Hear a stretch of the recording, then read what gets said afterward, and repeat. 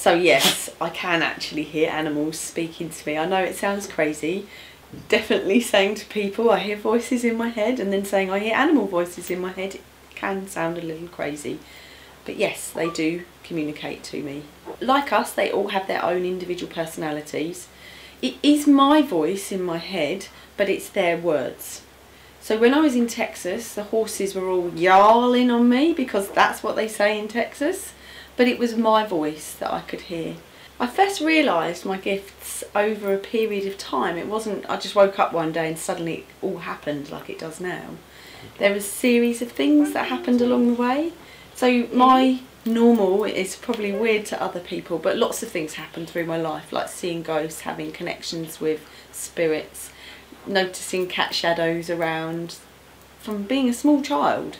But things that were really significant were once in 2012 getting my rescue cat Zanzi, and I could very clearly hear her speaking to me, and when I would hear it in my head, which sounds crazy, I know, but I would look at her and she'd be staring intently at me. So I think the craziest thing that I've encountered in my work was working with a couple whose sadly 4 cats had perished in a house fire. They'd had to move and they were very stressed and affected by what had happened, and they had lots and lots of questions for me.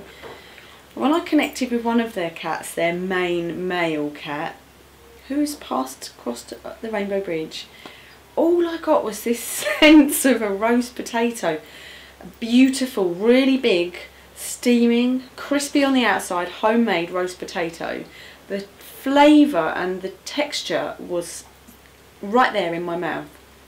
And I remembered my training and hearing my teacher, one of my teachers say to me, every detail is important, make sure you share every detail. I'm thinking, cats and roast potatoes, what on earth is this?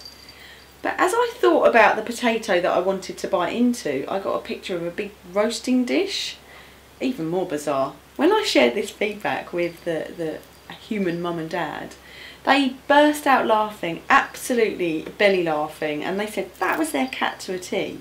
When they used to go away for one night, they would leave a roast dinner in a tray, a big tray for them on the floor, and he would always go for the roast potatoes. That was his absolute.